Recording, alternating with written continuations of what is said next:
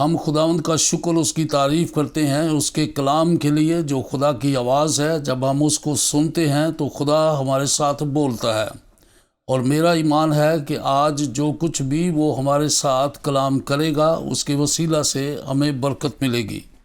آپ میرے ساتھ مکاشفہ کی کتاب اور اس کا دوسرا باب اور 13ویں آیت کو پڑھیں گے۔ جس کے پاس 2 دھاری تیز تلوار ہے وہ فرماتا ہے کہ میں یہ تو جانتا ہوں کہ تو شیطان کی تختگاہ میں سکونت کرتا ہے اور میرے نام پر قائم رہتا ہے۔ میرا وفادار شہید انتپاس تم میں اس جگہ قتل ہوا تھا جہاں شیطان رہتا ہے۔ ان دنوں میں بھی تو نے مجھ پر ایمان رکھنے سے انکار نہیں کیا۔ تو ہم مکاشفہ کی کتاب کے بڑے مکاشفہ کو سن رہے ہیں، اور مکاشفہ کی کتاب کا تشریحی خاکہ جو ہے وہ ہمیں بتاتا ہے کہ مکاشفہ کی کتاب کو 3 حصوں میں تقسیم کیا گیا ہے، جس کے اندر بہت سے مختلف ٹاپک ہیں، مضامین ہیں، اور ان کو 3 حصوں کے اندر ہم سن سکیں گے۔ تو گویا اس کے لیے ہم مکاشفہ پہلا باب اور اس کی 19ویں آیت پھر دوبارہ پڑھیں گے، اور اکثر اس کلام کو ہمیں پڑھنا ہوگا جب تک ہم مکاشفہ کی کتاب کے ان تمام واقعات کو سنیں گے۔ اور یہ آیت مرکزی آیت ہے، مکاشفہ پہلا باب 19ویں آیت۔ بس جو باتیں تو نے دیکھیں اور جو ہیں اور جو ان کے بعد ہونے والی ہیں ان سب کو لکھ لے۔ تو گویا آج ہم حال کے زمانہ میں دیکھیں گے جو اس نے کہا کہ جو تو سنتا ہے ان کو لکھ لے اور 7 کلیسیاؤں کے پاس بھیج دے، اور ان 7 کلیسیاؤں کے نام خداوند نے اس کو دیے کہ یہ کلیسیائیں ہیں، ان کے نام پر بھیج دے۔ تو وہ کلیسیائیں جو ہیں ان میں آج پرگمن کی کلیسیا کے بارے میں ہم بات کر رہے ہیں۔ تو پہلی کلیسیا جو ہے وہ افسس کی ہے، پھر سمرنا، اور اس کے بعد آج پرگمن کی کلیسیا کے بارے میں۔ تو یوحنا رسول جو ہے وہ اس کتاب کا لکھنے والا ہے، اور پہلی صدی کے آخری دہائی میں اس کتاب کو لکھا گیا، یعنی بعد از مسیح 95 میں 95 میں۔ تو یہاں پر یوحنا رسول نے یہ پیغام جو اسے دیا گیا تھا 7 کلیسیاؤں کو اس نے لکھ کر بھیجا ہے، لیکن یہ پیغام ہر کلیسیا کے لیے مختلف کلام ہے، اور 7 کلیسیاؤں کو یہ کلام بھیجا گیا ہے، جبکہ 30 کلیسیاؤں کا ذکر بائبل میں کیا گیا ہے نئے عہد نامہ کے اندر، لیکن 100 میں سے 7 کلیسیاؤں کو یہ پیغام بھیجا گیا۔ تو سوال پیدا ہوتا ہے کہ کیوں 7 کلیسیاؤں کو چنا گیا؟ اس لیے کہ یوحنا رسول جو ہے وہ ان 7 کلیسیاؤں کی نگہبانی کرتا تھا، تو وہ یہ سمجھتا تھا کہ ان کلیسیاؤں کے اندر جو کچھ روحانی اعتبار سے خداوند یسوع مسیح کو پسند ہے وہ ان کلیسیاؤں کے اندر موجود ہوگا، اس لیے خداوند یسوع مسیح کو ان کلیسیاؤں کے بارے میں پیغام دینا اور باتیں کرنا وہ آسان تھا۔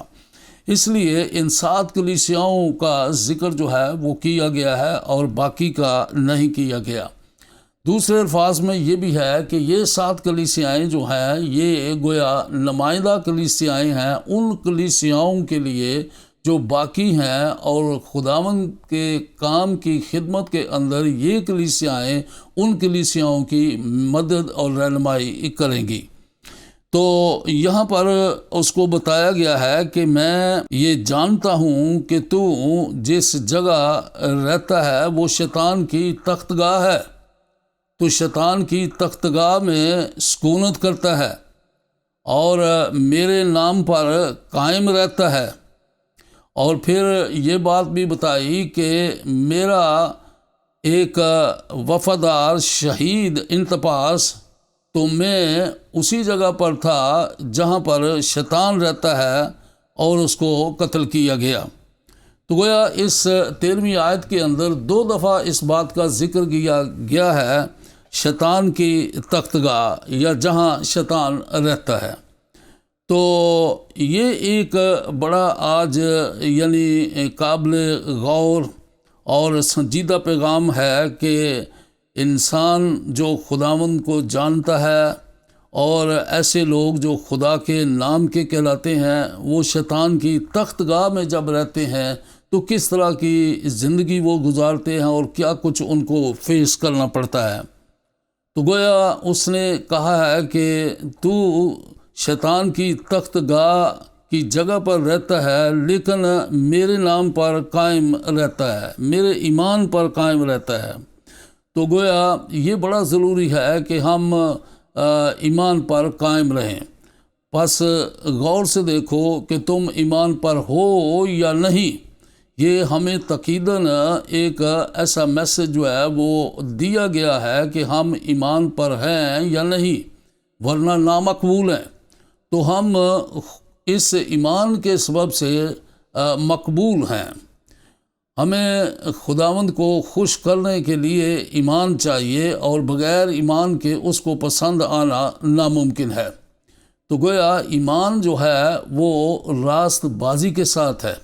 اگر کوئی شخص ایماندار ہے تو وہ راست بازی کے کام کرتا ہے، وہ راست باز بھی ہے، راست باز ہے تو ایماندار بھی ہے۔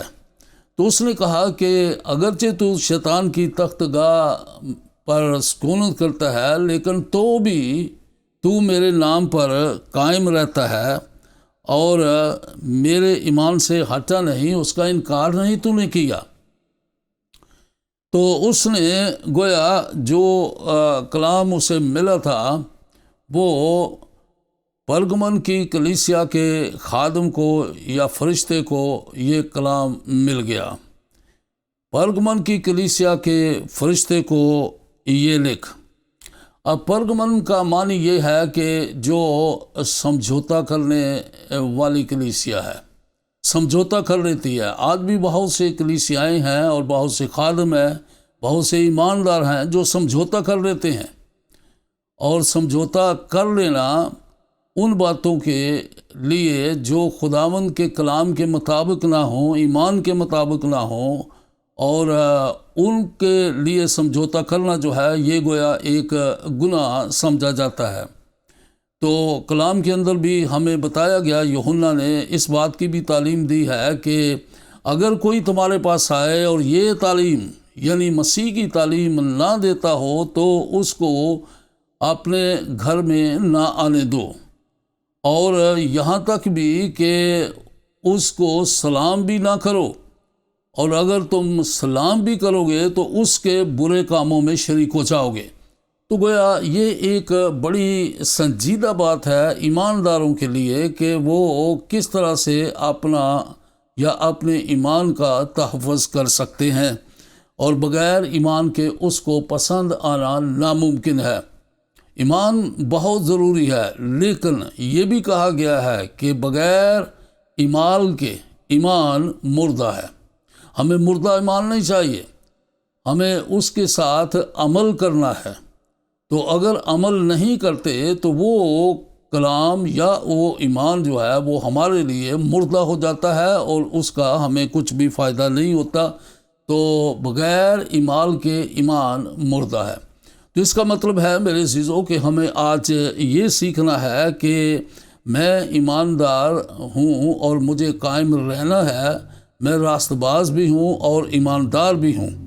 تو میرے لیے کیا پیغام ہو سکتا ہے؟ تو گویا پرگمن کلیسیا کا پیغام جو ہے آج ہم میں سے بہت سی کلیسیاؤں کا سے واسطہ رکھتی ہے، اور وہ کلام جو ہے وہ میرے لیے اور آپ کے لیے بھی بہت ضروری ہے، تاکہ ہم اپنے آپ کو بھی اس کے مطابق اس لائق کریں کہ جب تک یسوع مسیح نہیں آتا ہم پاک اور بے عیب زندگی بسر کریں، اور ایمان پر زندگی جو ہے وہ راست بازی کے ساتھ ہم گزاریں۔ تو یہ اچھی بات ہے جو اس نے کی ہے کہ تو میرے ایمان پر قائم رہا ہے، لیکن پھر بھی مجھے چند باتوں کی شکایت ہے۔ اب افسس کی کلیسیا کے فرشتے کو کہا گیا مجھے ایک بات کی تجھ سے شکایت ہے کہ تو نے اپنی پہلی سی محبت کو چھوڑ دیا ہے۔ لیکن یہاں پر اس کلیسیا کو کہتا ہے اور اس فرشتہ کو، اس خادم کو کہتا ہے کہ مجھے چند باتوں کی شکایت ہے۔ تو آپ یہ جانیں کہ باوجود اس کے کہ آپ ایماندار ہیں، آپ نے یسوع مسیح کو قبول کیا، نئے سرے سے پیدا ہونے کا دعویٰ بھی کرتے ہیں، اور آپ نے بپتسمہ لیا ہے، آپ مسیحی کہلاتے ہیں، لیکن اگر یسوع مسیح کو چند باتوں کی شکایت ہے تو پھر توبہ کی نوبت آتی ہے۔ تو ایماندار کو بھی توبہ کرنا ضروری ہے۔ تو گویا اس نے پرگمن کی کلیسیا کے خادم کو یہ لکھا کہ پس توبہ کر۔ تو اس نے یہ کہا مجھے چند باتوں کی شکایت ہے۔ تو اب یہ کون سی چند باتیں ہیں جو پرگمن کے کلیسیا یا مسیحی لوگ جو تھے اور پرگمن کا خادم جو ہے اس کے ساتھ خداوند یسوع مسیح کو اچھا نہیں لگا، ان چند باتوں کے وسیلہ سے جو خدا پسند نہیں کرتا تھا۔ اس نے کہا مجھے چند باتوں کی شکایت ہے۔ تو اس میں سے پہلی بات جو ہے وہ یہ کرتا ہے کہ تیرے ہاں بعض لوگ بلام کی تعلیم ماننے والے ہیں۔ تیرے ہاں بعض لوگ بلام کی تعلیم ماننے والے ہیں۔ اب بلام کون ہے؟ بلام ایک نبی ہے اور اس کو خدا استعمال کرتا تھا، لیکن اس کے زمانہ میں ایک بادشاہ ہے جو اسرائیل کا مخالف ہے، تو اس کا نام بلک ہے۔ تو بلک بادشاہ جو ہے وہ بلام کے پاس آیا اور اس نے اس کو کچھ لالچ دیا اور کیا کیا اس کو وعدہ دیا۔ تو اس نے کہا کہ اگر تو میرے لیے یہ کام کرے کہ اسرائیل کے لیے لعنت کرے، برکت نہ چاہے بلکہ لعنت کرے۔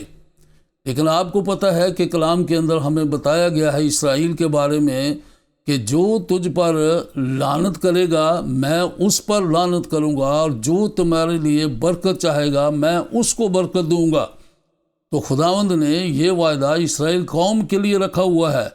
تو اس کے لیے اب بلام کے لیے یہ آزمائش آئی ہے کہ بلک نے اس کو کچھ آفر کیا ہے اور اس کو یہ کہا ہے کہ اسرائیل کے خلاف لعنت کر دے، برکت کی بجائے لعنت کر دے۔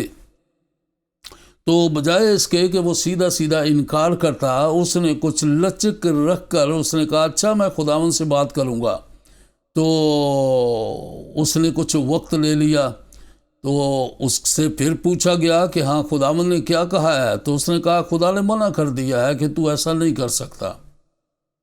تو خیر یہ معاملہ جو ہے یہ اس وقت تو ٹل گیا، لیکن اس کے بعد پھر اس نے کوشش کی بلک نے کہ زیادہ اس کو ابھارا اور زیادہ کچھ شاید آفر کرنے کی کوشش کی۔ تو اس نے پھر کہا اچھا میں خدا سے پوچھوں گا۔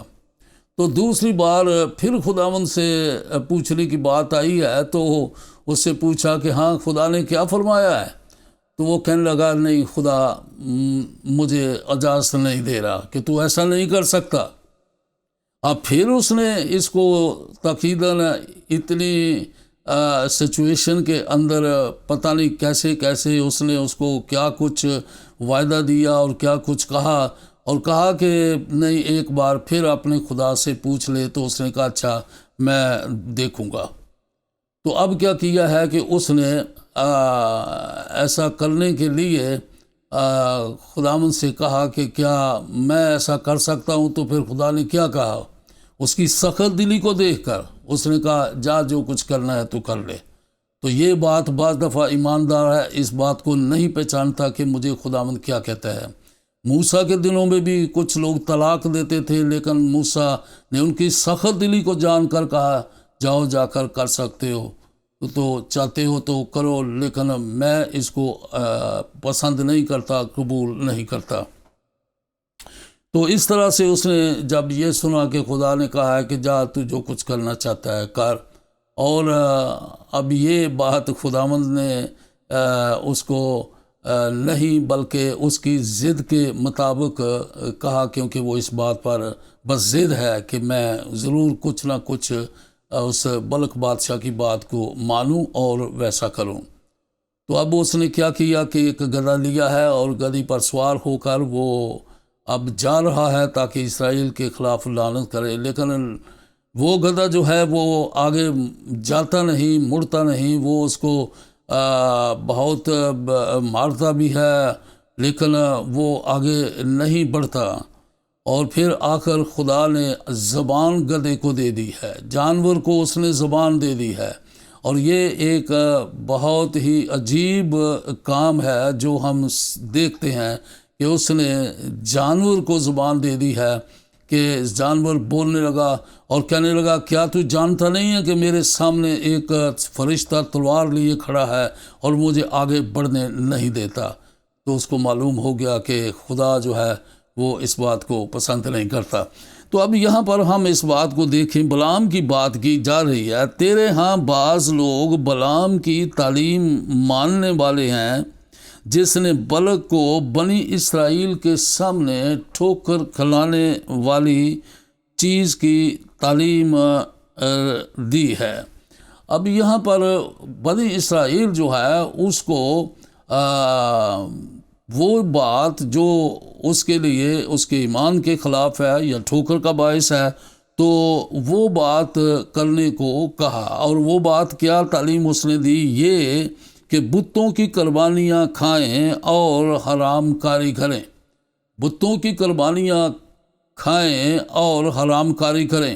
تو گویا یہ ہے کہ بتوں کی قربانیاں کھانے سے مراد جو ہے وہ قربانی کا جو کچھ بھی کھائیں گے وہ حرام کاری کے گناہ کے برابر ہوگا۔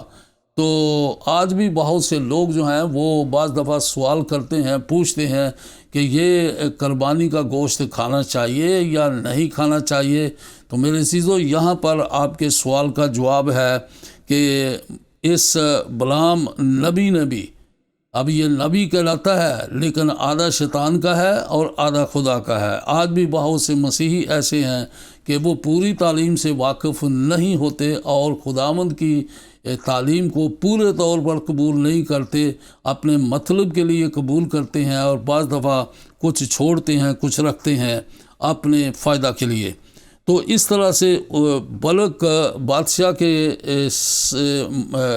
مرضی کے مطابق، بلق بادشاہ کے مقصد کو پورا کرنے کے لیے اس نے اسرائیل کے سامنے ٹھوکر کھلانے والی چیز کو رکھا، اور وہ کیا ہے؟ وہ یہ ہے کہ بتوں کی قربانیاں کھا لی جائیں اور یہ حرام کاری کریں۔ تو ہمیں یہ معلوم ہونا چاہیے کہ بتوں کی قربانیاں ہم نہیں کھا سکتے۔ تو یہ ایک اٹل جواب ہے ان لوگوں کے لیے جن کا یہ سوال ہے کہ کیا ہمیں ایسی عید کے موقع پر یا بتوں کی قربانیاں ہمیں کھانی چاہیے، گوشت کھانا چاہیے یا نہیں، ان کو یہ گوشت نہیں کھانا چاہیے۔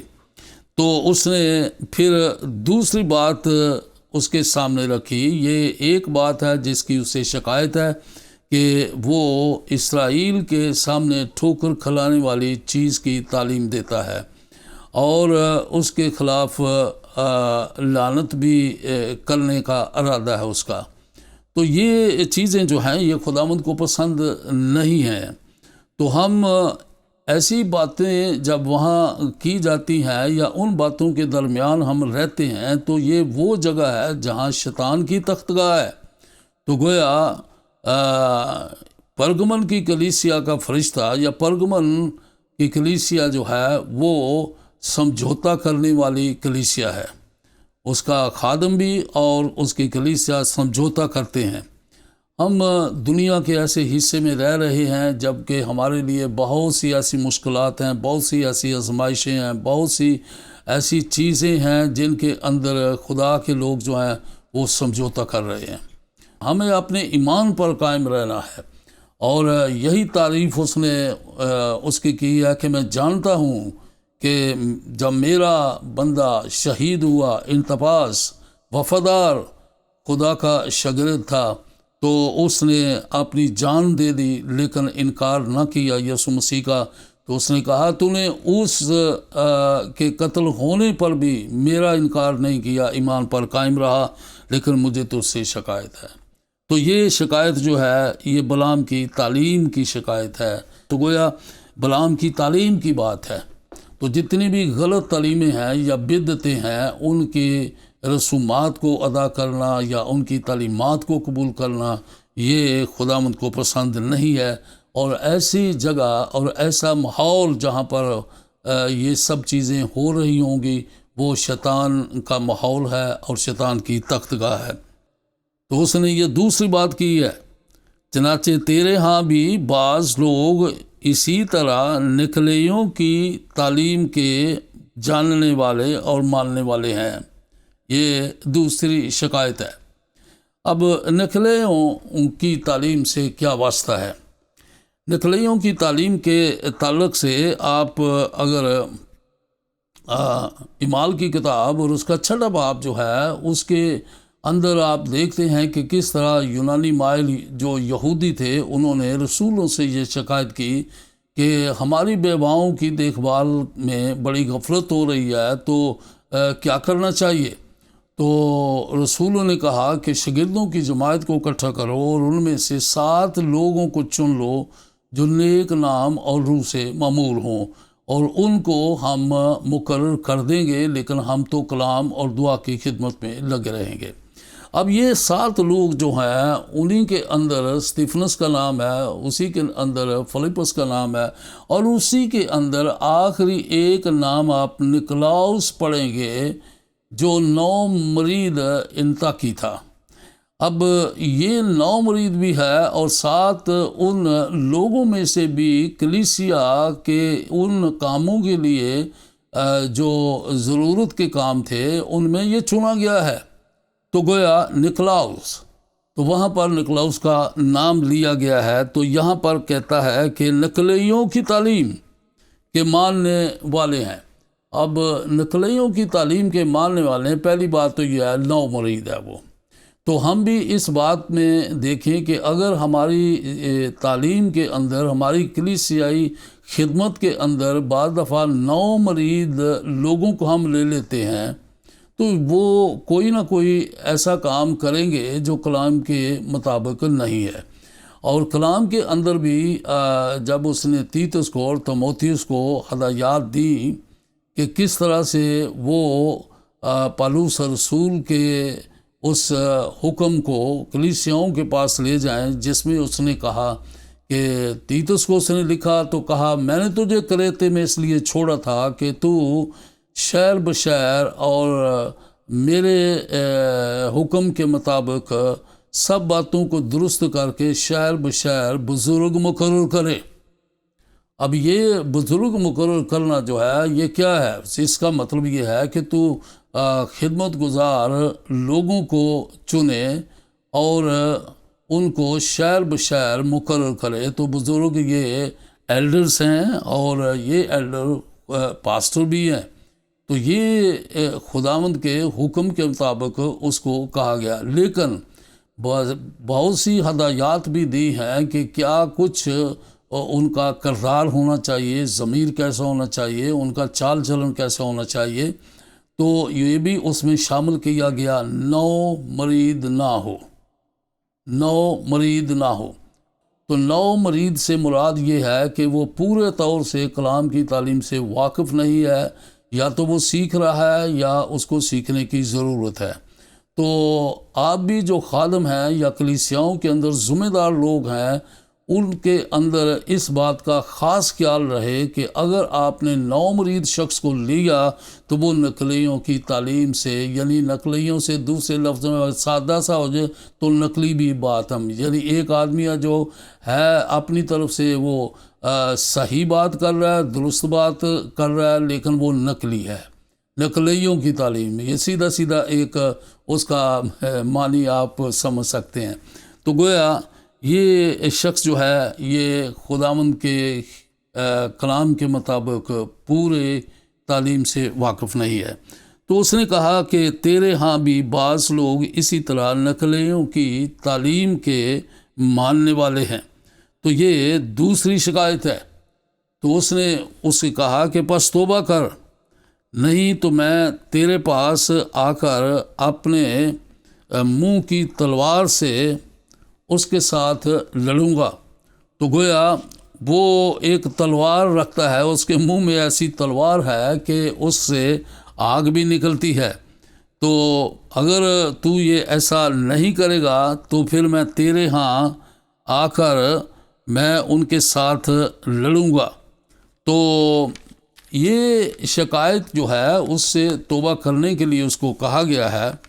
تو اس نے کہا ہے کہ اگر تو توبہ نہ کرے تو میں تیرے پاس جلد آ کر اپنے منہ کی تلوار سے ان کے ساتھ لڑوں گا، منہ کی تلوار کے ساتھ۔ تو پرگمن کی کلیسیا کو بتایا گیا کہ وہ سمجھوتا کرنے والی کلیسیا ہے، وہ خادم سمجھوتا کرنے والا ہے، وہ مسیحی لوگ سمجھوتا کرنے والے ہیں، اور ایسی بات خداوند کو پسند نہیں آئی۔ تو اس نے کہا توبہ کر، اور اگر وہ توبہ کرے گا تو پھر اس کے بعد اس نے ایک وعدہ دیا ہے۔ تو جہاں بھی کوئی توبہ کرتا ہے خدا اپنے ایسے وعدے ان کو دیتا ہے، ایسے وعدے جو ہاں کے ساتھ پورے ہو سکتے ہوں۔ تو میرے عزیزو، یہ وعدے ہمارے لیے ہیں جو بائبل کے اندر لکھے ہوئے ہیں، اور بائبل بھری پڑی ہے ہمارے لیے وعدوں کی، لیکن یہ کنڈیشنل ہیں کہ ہم یہ کریں گے تو وہ ہمارے لیے وہ کرے گا۔ تو یہاں پر بھی یہ بات بتائی گئی ہے، پس توبہ کر، اور اگر تو توبہ کرے گا تو پھر ایک سفید پتھر میں تجھے دوں گا، ایک سفید پتھر دوں گا، اور اس پتھر پر ایک نیا نام لکھا ہوا ہوگا۔ اب یہ سفید پتھر جو ہے یہ کیا چیز ہو سکتی ہے؟ اور اس کے اوپر ایک نام بھی لکھا ہوا ہے جس سے اس کے سوا اور کوئی نہیں جانے گا۔ تو یہ سفید پتھر جو ہے کہا جاتا ہے کہ رومی حکومت کے دوران اگر کوئی ایسا جرمدار شخص ہوتا تھا جس کی عدالت ہوتی، تو اس کے بعد اس کو اگر بری کر دیا جاتا تھا تو اس کو یہ سفید پتھر دیا جاتا ہے، اور اس کے اوپر ایک نام لکھ دیا جاتا ہے، اور وہ نام جو ہے وہ اس بات کی تصدیق کرتا ہے، اور یہ سفید پتھر جو ہے یہ تصدیق کرتا ہے کہ یہ بری ہے، اس کے اوپر کوئی الزام نہیں ہے، یا اگر الزام تھا تو وہ جھوٹا تھا یا اس کو معاف کر دیا گیا ہے۔ تو گویا یہ سفید پتھر اس کی آزادی کا نشان ہے۔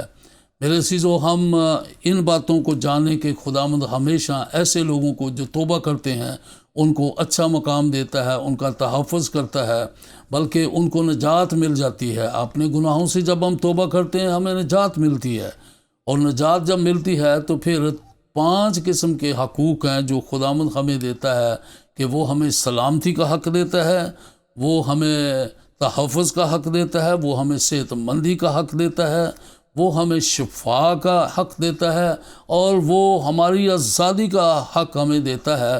تو یہ 5 حقوق ہیں ایماندار کے لیے جب وہ نجات پاتے ہیں، اور یہ ایسے حقوق ہیں کہ ان کے لیے آپ کو کچھ خرچ نہیں کرنا، نئے سرے سے پیدا ہونا اور اپنے گناہوں سے توبہ کرنا ہے، اور مسیح کے بدن میں شریک ہونا ہے، اور اس کو قبول کرنا ہے اور ماننا ہے۔ تو گویا نئے سرے سے پیدا ہونے کے نتیجہ میں ہمیں یہ 5 حقوق ملتے ہیں ہماری نجات کے۔ تو اس نے اسے کہا ہے کہ وہ کیا کرے، وہ توبہ کرے، اور اگر وہ توبہ کرے گا تو وہ اس کو ایک سفید پتھر دے گا۔ اب یہ ایک وعدہ ہے جو اس کے ساتھ کیا گیا ہے۔ دوسرا وعدہ اس کے ساتھ یہ بھی کیا گیا کہ اگر وہ غالب آئے تو پوشیدہ من میں سے دوں گا، پوشیدہ من میں سے۔ اب یہ پوشیدہ من جو ہے یہ کیا ہو سکتا ہے؟ یہ خداوند کا من ہے، یہ فرشتوں کا من ہے، یہ پوشیدہ من ہے، یا کہیں اس کو عام حالت میں مل نہیں سکتا، وہ پوشیدہ من ہے۔ یہ خداوند کا کلام جو ہے یہ بھی ایک ہماری خوراک ہے، اس کی تعلیم یسوع مسیح کی ہماری خوراک ہے۔ آپ کو یاد ہے کہ ایک درخت کے پاس 3 سال سے پھل کھانے کو نہیں ملتا تھا، تو خدا نے مالک نے حکم دیا کہ اس کو کاٹ ڈال، کیونکہ یہ جگہ کو بھی کیوں روکے ہوئے ہیں۔ تو جو نگہبان تھا اس نے یہ شفاعت کی ہے، شفاعت کی دعا کی ہے کہ اس سال تو اور بھی اسے رہنے دے۔ تو کیا کرے گا تو اگر میں رہنے دیتا ہوں؟ تو اس نے کہا میں تھالا کھودوں گا اس کے ارد گرد، یعنی کچھ جگہ ایسی بناؤں گا کہ جس کے اندر پانی ٹھہر سکے، جس کے اندر خوراک ٹھہر سکے۔ میں تھالا کھودوں گا اور خوراک ڈالوں گا، پانی دوں گا، تو اس نتیجے میں وہ پھلدار درخت بن جائے گا۔ پر اگر پھلا تو خیر، ورنہ اس کو کاٹ ڈالنا، مجھے موقع دے کہ میں اس پر کچھ کام کروں۔ تو میرے عزیزو، خدا نے آپ کو موقع دیا ہوا ہے، کسی نے آپ کے لیے دعا کی۔ آپ یہ نہ فخر کریں کہ مجھے نیا سال مل گیا ہے اور میں اور بھی اب لمبی عمر گزار رہا ہوں۔ نہیں، یہ بھی جانیں کہ کوئی ایسا شخص ہے جو آپ کے لیے ایک بڑے بوجھ کے ساتھ دعا کرتا ہے، شفاعت کی دعا کرتا ہے۔ ایسی شفاعت کی دعا کرنے والوں کی خدا تلاش میں ہے آج بھی، کیونکہ شفاعت کرنے والوں کی ضرورت ہے۔ ہمارے 2 ایسے مقام ہیں جہاں پر ہماری شفاعت ہوتی ہے، اور 2 ایسی پاورز ہیں، 2 ایسے لوگ ہیں جو ہماری شفاعت کرتے ہیں۔ وہ کون ہیں؟ ایک خداوند کا روح ہے جو باپ سے شفاعت کرتا ہے، اور وہ لکھا ہے کہ روح آہیں بھر بھر کر ہماری شفاعت کرتا ہے۔ جب ہم غیر زبانی بول رہے ہوتے ہیں تو یہ شفاعت ہو رہی ہوتی ہے، روح القدس ہماری شفاعت کر رہا ہوتا ہے، ہمارے لیے کچھ کہہ رہا ہوتا ہے جسے ہم نہیں جانتے، پر وہ جانتا ہے کہ میری کیا شفاعت ہو رہی ہے۔ اسی طرح سے یسوع مسیح ہے جو باپ کے دائیں ہاتھ بیٹھ کر وہ ہماری شفاعت کرتا ہے، اور اس طرح سے خدا ہماری اس شفاعت کی دعا کے جواب میں ہماری مدد کرتا ہے۔ تو اس طرح سے یہ وعدہ جو ہے یہ دیا گیا ہے کہ اگر کوئی غالب آئے تو وہ پوشیدہ من سے اسے کھانے کو دے گا۔ پھر اس کے بعد یہ بھی بتایا گیا ہے کہ کس طرح سے میں سفید پتھر دوں گا اور نیا نام بھی دوں گا۔ تو یہ 3 چیزیں ہیں، پوشیدہ من اور سفید پتھر اور نیا نام۔ اگر تو توبہ کرے گا تو یہ چیزیں ہیں جو اس نے دینے کا وعدہ کیا ہے۔ تو اب یہ بات قابل غور ہے کہ کس طرح سے خداوند جو ہے وہ ہم سب کو دیکھتا ہے کہ ہم کیسی کلیسیاں ہیں، کیسے لوگ ہیں، کس طرح کا ہمارا ایمان ہے، کہاں قائم رہتے ہیں اور کہاں پر ہم قائم نہیں رہتے۔ تو اب میں کچھ چند ایک آخر پر باتیں آپ کے ساتھ شیئر کرنا چاہتا ہوں، جس کے سبب سے ہم جانیں کہ کیا واقعی میں شیطان کی تخت گاہ میں رہتا ہوں، یا پرگمن کی کلیسیا جو ہے وہ واقعی شیطان کی تخت گاہ تھی۔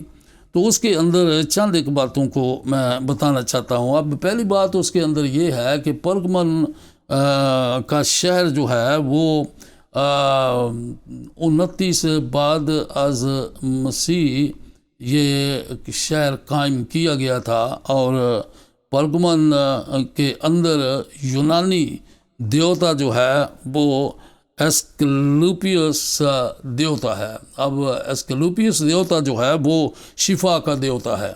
تو آپ اندازہ کریں کہ دیوتاؤں کی لوگ کس طرح سے پوجا پاٹ کرتے اور کس طرح سے ان کو مانتے ہیں کہ اس کے سبب سے مجھے شفا ملی ہے۔ خدا کے پاس نہیں لوگ آ رہے، لوگ دیوتا کے پاس آ رہے ہیں۔ تو پرگمن کے اندر ایسکلیپیس دیوتا ہے، یونان کا شفا کا دیوتا ہے، اور اس کی بہت پوجا پاٹ کی جاتی ہے، بہت اس کے بت بنائے جاتے ہیں، وہاں پر مینوفیکچرنگ ہوتی ہے، اور اس کے بعد ان کو بیچا جاتا ہے، لوگ اپنے گھروں میں لاتے ہیں، لوگ ان کی خرید و فروخت کرتے ہیں ایسکلیپیس دیوتا کی۔ اور دوسری بات یہ ہے کہ یہ مجسمہ جو ایسکلیپیس کا بنایا جاتا ہے، اس کی صورت جو بنائی گئی ہے، اس کی صورت کے اندر سانپ کی شبیہ کو پیدا کیا گیا ہے۔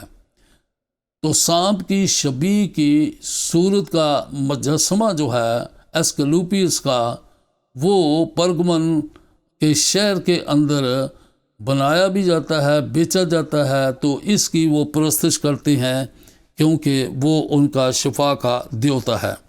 تو اب جب یہ سمجھا جاتا ہے کہ اس کی شبیہ جو ہے وہ سانپ کی صورت کی ہے، تو اس سے بھی اندازہ لگایا جاتا ہے۔ ایماندار لوگ جو ہیں وہ سمجھتے ہیں کہ سانپ جو ہے وہ شیطان کی صورت پر تھا اور اسی نے ہوا کو بہکایا تھا۔ تو یہ شیطان جو ہے یہ گویا سانپ کی صورت شیطان کی صورت ہے، تو اس لیے ایسکلیپیس دیوتا کو شیطان بھی کہا جا سکتا ہے۔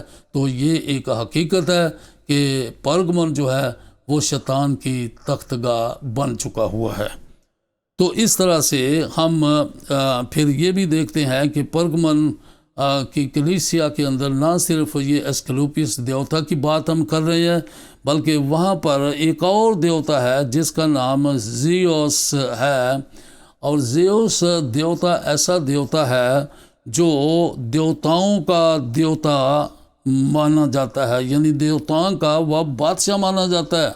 جیسے ہم مسیح کو کہتے ہیں کہ وہ بادشاہوں کا بادشاہ اور خداوندوں کا خداوند ہے، اسی طرح سے یہ دیوتا ہے جس کو کہا جاتا ہے کہ وہ دیوتاؤں کا بادشاہ ہے، دیوتاؤں کا بادشاہ ہے۔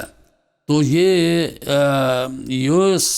جو دیوتا ہے اس کی وہاں پر بہت بڑی پوجا پاٹ کی جاتی ہے، اور یہ دیوتا کا مجسمہ اور اس کی یہ ہیکل گویا کہہ لیں کہ دیوتاؤں کی مندر بنائے جاتے ہیں، ہیکل کا نام دے دیں اس کو یا مندر کہیں، تو گویا ان کی بڑی پرستش کی جاتی ہے۔ تو ایسکلیپیس دیوتا کا مندر بھی وہاں پر ہے، اور اس کا یوس کی دیوتا کا مندر بھی وہاں پر ہے، اور اس دیوتا کو بادشاہوں کا دیوتا یا بادشاہ دیوتاؤں کا بادشاہ کہتے ہیں۔ تو اس سبب سے ہم سمجھتے ہیں کہ پرگمن وہ جگہ ہے جو واقعہ ہی شیطان کی تختگاہ ہے۔ پھر اس کے بعد تیسری بات ہے کہ پرگمن کے دیوتاؤں کے نہ صرف یہ دو دیوتا ایسے ہیں جن کی وہاں پر پوجا کی جاتی ہے اور ان کے مندر ہیں، اور بلکہ 5 دیوتا ہیں، یعنی ان 2 کے علاوہ بھی 3 اور دیوتا ہیں۔ تو 5 دیوتاؤں کی پرستش جو ہے وہ وہاں پر کی جاتی ہے۔ تو گویا ہم یہ کہیں گے کہ دیوتاؤں کی پرستش بہت زیادہ جو ہے وہ بڑھ جاتی ہے۔ تو اتنی شہرت میں لوگ دیوتاؤں کی جب پرستش کرتے ہیں تو پھر واقعہ ہی اس بات کو کہا جا سکتا ہے، مانا جا سکتا ہے کہ پرگمن کی ایسی جگہ ہے جو شیطان کی تختگاہ ہے۔ تو پھر آخری بات جو ہے وہ یہ ہے کہ وہاں پر جو حکمران ہیں، سلطنت کے حکمران یعنی بادشاہ لوگ اور اعلیٰ درجہ انتظام کر رکھتے ہوں، وہ لوگ اس جگہ پر آ کر پرستش کرنا پسند کرتے ہیں۔ کس کی؟ دیوتاؤں کی۔ پرگمن کی کلیسیا جو ہے اس کے اندر یہاں پر اب خاص بات یہ بھی پائی جاتی ہے کہ جو بادشاہ ہیں یا حکمران لوگ ہیں وہ فخر محسوس کرتے ہیں کہ اس جگہ پر آ کر وہ پرستش کریں، اور وہ پرستش کس کی کریں گے؟ وہ ان دیوتاؤں کی کریں گے۔